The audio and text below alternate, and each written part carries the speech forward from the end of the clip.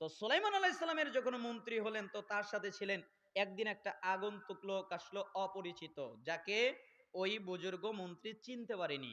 সুলাইমান আলাইহিস সালামের এক মজলিসে কথা বলছিলেন, তার সাথে এসে কথোপকথন করলেন। কিন্তু ওই লোকটা কথা বলতেছেন সুলাইমান আলাইহিস সালামের সাথে, আর বুজুর্গ মন্ত্রী বলতেছেন তাকিয়ে আছে আমার দিকে, বড় বড় চোখ করে আমার দিকে তাকিয়ে আছে। আমি তাই ভয় পেয়ে গেলাম। যখন লোকটা চলে গেল, তখন আমি সুলাইমান আলাইহিস সালামকে জিজ্ঞেস করলাম, হে আল্লাহর নবী, জি কে ও? সুলাইমান আলাইহিস সালাম বললেন, ও মালাকুল মাউত। ওকে, মালাকুল মাউত। এই কথা যখন বলেছে, তখনই আমার শরীরের সমস্ত পশমগুলো দাঁড়িয়ে গেছে। আমি ভয় পেয়ে গেছি। বলে কি মালাকুল মাউত আমার দিকে বড় বড় করে তাকিয়েছিল কেন? এই ভয়ের কারণে। তাই আমি সুলাইমান আলাইহিস সালামকে বললাম, বাতাস তো আপনার কথা শোনে। জি, তাহলে আপনি একটু বাতাসকে বলে দেন না। কি বলবো? বাতাস যেন আমাকে হিন্দুস্থানের একটা জায়গায় রেখে আসে। আচ্ছা ঠিক আছে বাতাস, জি যাও তো আমার বুজুর্গ এই মন্ত্রীকে হিন্দুস্তানের জায়গায় রেখে আসো। আচ্ছা ঠিক আছে, বাতাস নিয়ে তাকে চলে ওই জায়গায় রেখে আসলো। পরের দিন আবার যখন মালাকুল মাউত সুলাইমান আলাইহিস সালামের কাছে আসলেন, তখন সুলাইমান আলাইহিস সালাম বললেন, এই মালাকুল মাউত, জি গতকালকে তো তুমি আমার মন্ত্রীকে ভয় পেয়ে দিয়েছিলে, কেন তুমি এত বড় বড় করে মন্ত্রীর দিকে তাকিয়েছিলে? তখন মালাকুল মাউত জবাব দিচ্ছেন, আল্লাহর নবী, আল্লাহ তাআলা বলেছে আগামী কালকে জোহরের নামাজের পরে হিন্দুস্থানে আমি তার রুহু জান কবজ করব। তা আমি চিন্তা করছি কিছুক্ষণ পরেই হিন্দুস্তানে জোহরের নামাজের পরে তার জান কবজ করব, আর ও হলো আপনার কাছে। তাই আমি চিন্তা করতেছি ও যাবে কখন, আর আমি যাব কখন, আর রুহু কবজ করব কখন, এই চিন্তা। তো তুমি কি করলে? আমি ওই জায়গায় চলে গেলাম, গিয়ে দেখি ও আমার জন্য অপেক্ষা করতেছে। তার মানে কি সুলাইমান আলাইহিস সালাম বাতাস দিয়ে পাঠিয়ে দিয়েছে। তার মানে ওই জায়গায় গিয়েই তার মৃত্যু হয়েছে। একটা মানুষের মৃত্যু যদি এরোপ্লেনে বিমানে লেখা থাকে, একটা মানুষের মৃত্যু যদি জাহাজে লেখা থাকে, একটা মানুষের মৃত্যু যদি গাড়িতে, বাসে, প্রাইভেট কারে অথবা অন্য কোনো মোটর সাইকেলে লেখা থাকে, একটা মানুষের মৃত্যু যদি সাইকেলে লেখা থাকে, ভ্যানে লেখা থাকে, একটা মানুষের মৃত্যু যদি আগুনে লেখা থাকে, একটা মানুষের মৃত্যু যদি সমুদ্রের মধ্যে লেখা থাকে, আসমানের উপরে লেখা থাকে, অথবা আসমানের কোনো জায়গায় লেখা থাকে, একটা মানুষের মৃত্যু যদি বিল্ডিং এর নিচে ধসে পড়ায় লেখা থাকে, একটা মানুষের মৃত্যু যদি ওই যে বলে না যে আজকে বিমানে না গেলে এমনটা হতো না, ও যদি জোরে মোটর সাইকেল না চালাতো তা হতো না, আরে ও মরবে, ওর মরণ জোরে মোটর সাইকেল চালানোতে, তাই ও জোরে মোটর সাইকেল চালিয়েছে। তার মানে যার মৃত্যু যেখানে, তার মৃত্যু সেখানে হবেই, এটাই আকীদা, এটাই বিশ্বাস, এটাই আহলুস সুন্নাহ ওয়াল জামাতের বিশ্বাস, ঠিক না? তার মানে আপনার মৃত্যু যেখানে আছে তা হবেই। জিবরাইল আমিন তাই বললেন, যতদিন খুশি জীবন যাপন করুন, কিন্তু মনে রাখেন আপনি মৃত্যুবরণ করবেন। ইয়া মুহাম্মদ, হে মুহাম্মদ, ওয়াহাবিব মান আহবাবতা ফাইন্নাকা মাফারিকুহু। দুই, যার সাথে খুশি বন্ধুত্ব করেন, যাকে তাকে আপনি বন্ধু বানাতে পারেন। আপনার বন্ধু হতে পারে বাপ, আপনার বন্ধু হতে পারে মা, আপনার বন্ধু হতে পারে ভাই, আপনার বন্ধু হতে পারে স্ত্রী, আপনার বন্ধু হতে পারে দুনিয়ার কোনো ব্যক্তি, আপনার বন্ধু হতে পারে সম্পত্তি, বাড়ি, গাড়ি, বাহন, যে কোনো জিনিস আপনার বন্ধু হতে পারে।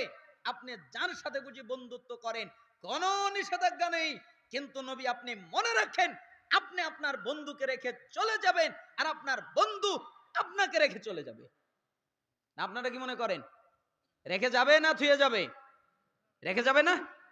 এত দামি দামি, আপনার দাদার দিকে তাকান, আপনার দাদা কই, তার দাদা কই, তার দাদা কই, কই সেই ক্ষমতাশীল কারুন, ক্ষমতাসীন হামাল, কই সেই ফেরাউন, তাদের ক্ষমতা কই?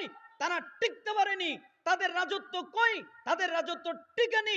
আরে আপনি আপনার বাপের নাম জানেন, আপনি আপনার দাদার নাম জানেন, আপনি হয়তো আপনার দাদার বাপের নাম জানেন, কিন্তু আপনি আপনার দাদার দাদার নাম জানেন না, আপনি আপনার দাদার দাদার বাপের নাম জানেন না, আপনি আপনার দাদার দাদার দাদার নাম জানেন না।